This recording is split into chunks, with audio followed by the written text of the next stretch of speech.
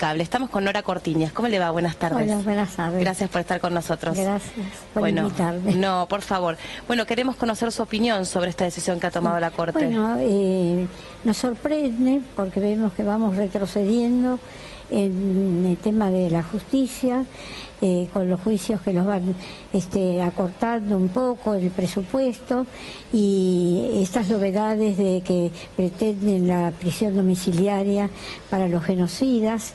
En este caso está claro que si el doctor Lorenzetti y el otro juez no están de acuerdo, claro, quiere decir que algo está mal y que saben que es inconstitucional. Es inconstitucional porque son crímenes de lesa humanidad que no prescriben, que no son amnistiables. Y entonces este es un paso dado, digamos, en falso. No corresponde y creo que vamos a tener que apelar si es que sigue con esta idea. Yo digo que los crímenes que se cometieron acá en nuestro país durante el terrorismo de Estado son crímenes que ofenden a la humanidad y que no se puede buscar manera de achicar la pena o perdonarlos. Acá hubo un ejército de ocupación que avasalló todos los derechos del pueblo y que de ahí surgió todo el horror, la tortura, los campos de concentración, los vuelos de la muerte, la apropiación de bebés, que justamente tuvo que ver la iglesia, la cúpula de la iglesia. Estos días, el día de hoy, se está tratando de implantar a través de la Iglesia la teoría de los dos demonios, con una maquinación hacia la reconciliación que no aceptamos, ¿no es cierto? Entonces, todo esto nos hace prever que hay como una avanzada en retroceder en algo importante que es el camino a la justicia. La pregunta era esa justamente, ¿por qué cree que ahora pasa esto? Creo que como le está tocando también a los civiles, los juicios, estamos en eso, estamos firmes en que no queremos impunidad. Y hay esto que pasó justo la Iglesia y esta decisión de la justicia nos dicen que bueno, que claro, vamos... pero son concordantes, eso llama la atención. Claro, porque la Iglesia hace 48 horas anunció esta idea, sí, de unir a familiares o a protagonistas. Una aberración. Claro, se opusieron inmediatamente. Es una hipocresía de la Iglesia argentina, de esta cúpula. Esta no es la Iglesia nuestra, la nuestra es la Iglesia de los sacerdotes por los pobres, opción por los pobres, de la iglesia de Carlos, del cura, se me fue el nombre, de los curas, de Monseñor Angelelli, de Monseñor de Nevares, de Monseñor Esaide, que aún vive y que debe estar horrorizado de escuchar esto, ¿no es cierto? De Carlos Mujica. Esa línea es la nuestra, esta no es la línea nuestra, esto no nos representan. Ahora, de ese grupo de familiares que se supone serían citados por la Iglesia, ¿ustedes no sienten que son familiares ni agrupados en hijos, ni en madres, línea fundadora, ni en abuelas? No, son familiares que eran independientes. Sueltos, independientes, que no nos representan. ¿Ustedes no irían bajo ningún punto de vista ninguna reconciliación? No, no. La Iglesia, en vez de esta reconciliación, tendría que decir, en el momento que intervino esta Iglesia con monjas y con los capellanes, que entregaron los bebés nacidos del cautiverio de sus madres a familias de militares, de policías, de empresarios. Ellos saben a quién entregaron y quiénes eran esos bebés. Entonces la Iglesia tendría que ser sincera, no ocultar, basta de silencio de la Iglesia, de esta Iglesia. Esta Iglesia ocultó y tapó los crímenes y participó adentro del campo de concentración, viendo a la gente torturada y ahora viene a traer esta acción que la verdad para mí me parece aberrante, falta de ética y que no se condice con una religión sensata como queremos los argentinos, los que somos católicos. Por eso le preguntaba por qué ahora, y si no es casual entre comillas, las dos cuestiones prácticamente al mismo tiempo, ¿no? Y se habrán puesto de acuerdo.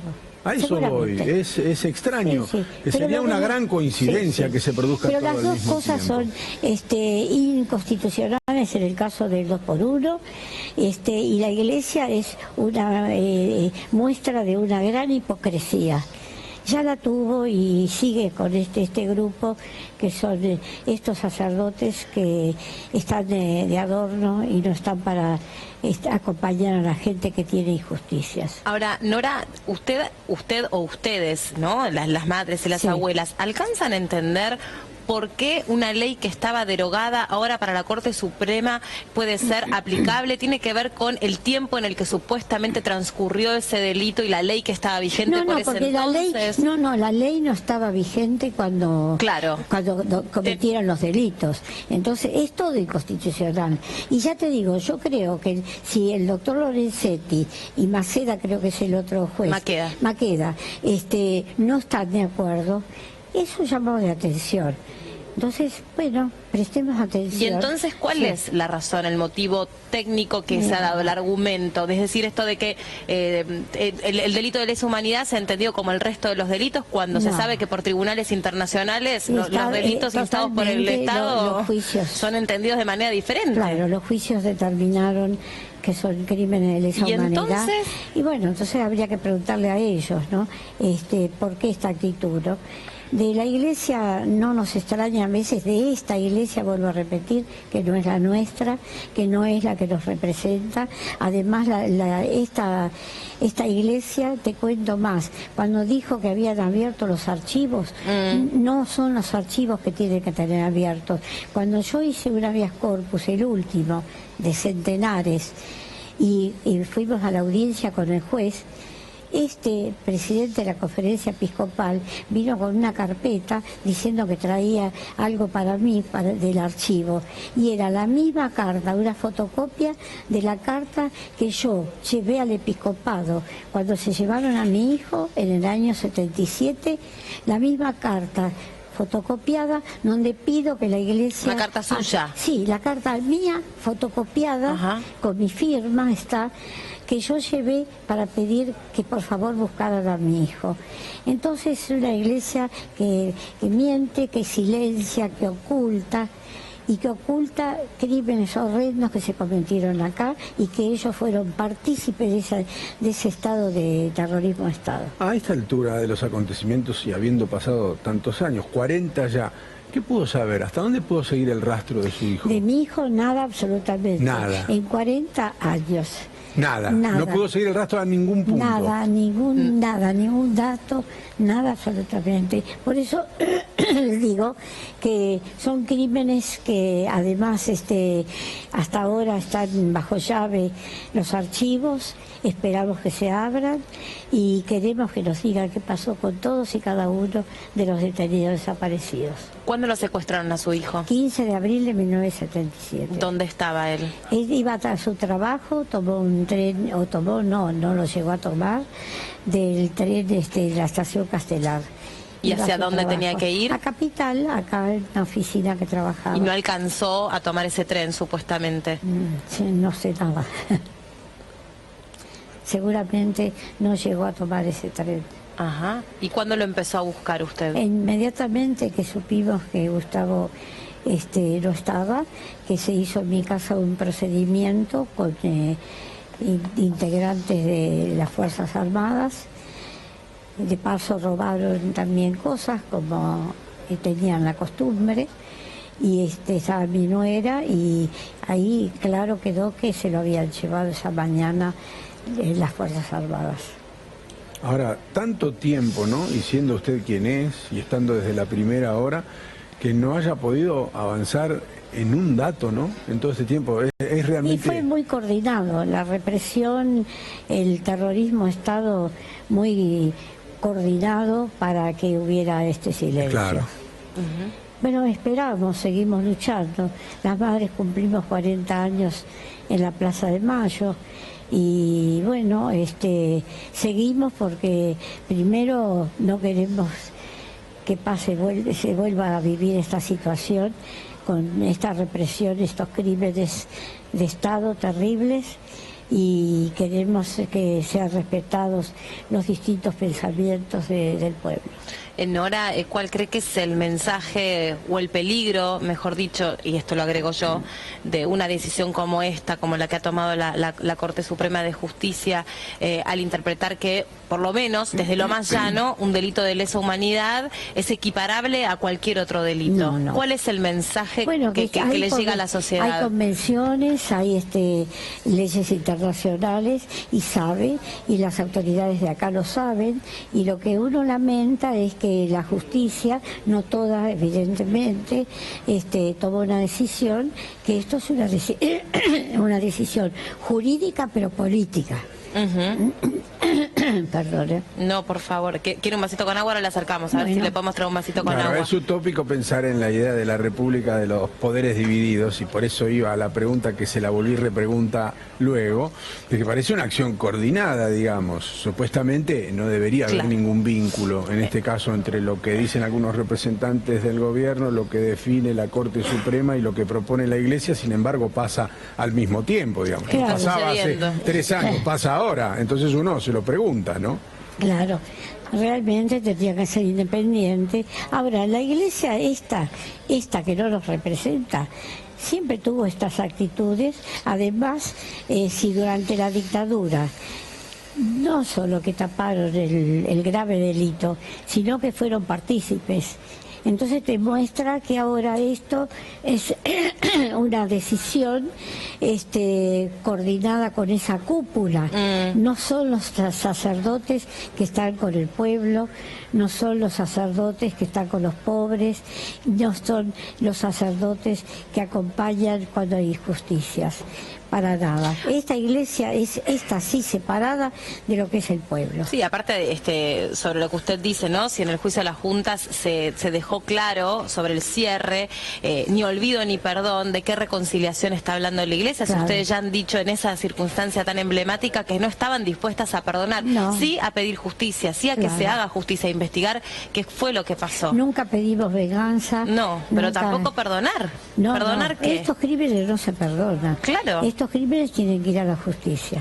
Y es una manera de perdón, me parece a mí, no sé cómo lo interpreta usted, ¿no? También equiparar un delito de lesa humanidad y volver aplicable una norma que estaba derogada y otorgar un beneficio de la reducción de la condena. Con delincuentes, con genocidas, que esta ley no cabe para nada, ¿no? Claro, claro. ¿Y cuáles van a ser los pasos a seguir que seguramente lleven adelante ustedes? ¿Ante quién? Nos vamos a reunir y apelaremos y tendremos que recurrir también a la justicia.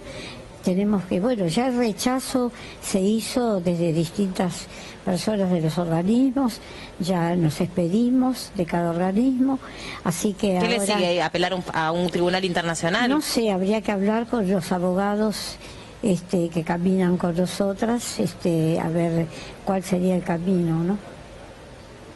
Es lamentable que se haya llegado a esta situación con algo que está claro en realidad en las leyes internacionales. Me llamó la atención cuando salió la noticia de la Iglesia. ¿Ustedes le han hecho saber este descontento al Papa Francisco de alguna manera? No, me supongo que el Papa debe saberlo porque los diarios estuvieron con las respuestas permanentes, ¿no? Las noticias fueron. Y desde luego que debe haber habido gente muy allegada a la Iglesia que habrá hablado con Francisco, ¿no? Estaba leyendo que hace muy poquito habló a propósito Claudia Bruch, el secretario de Derechos Humanos, y dijo: estoy de acuerdo con el 2x1 de la Corte porque el fallo está ajustado a la ley. No está ajustado a la ley. ¿Qué tiene para decirle? Tengo para decirle que no está ajustado a la ley, que estos son crímenes de lesa humanidad, que no prescriben y no se pueden amnistiar de ninguna manera. Entonces está equivocado, no debe saber de leyes. Yo no sé si es abogado el doctor Bruch. No sé, digo, para responder eso, dudo de que sea abogado. Bueno, dice que, a ver, ¿qué más? Yo acato lo que dijo la Corte Suprema, dijo a Bruch, sobre el 2x1. Terribles. estoy de acuerdo, si el fallo está ajustado a la ley, hay que ser respetuoso del fallo de la Corte al respecto. No, además la Corte tiene disidencias, así que no puede él decir claro, hay dos jueces que acata lo que dice la Corte cuando la Corte no fue unánime.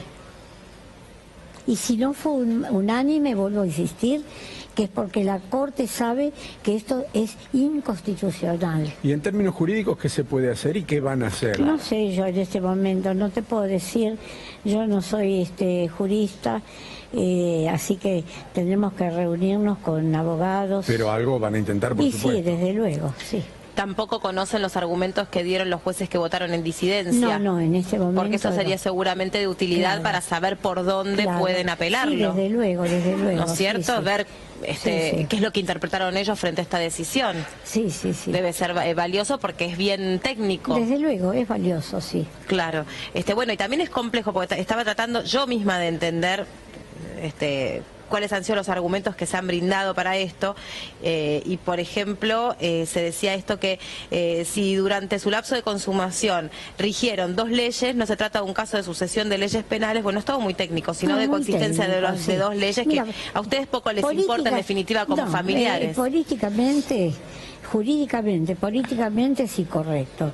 Entonces no nos vamos a poner a discutir en el día de hoy, sino que haremos los caminos que correspondan para cerciorarnos, pero desde ya te digo, jurídicamente no es correcto. Se cometieron crímenes horrendos y no se pueden aliviar penas, sino cumplir con la ley como corresponde, con las condenas. Muchas gracias por haber venido, muy amable. Gracias a ustedes. Gentil. Gracias. Gracias.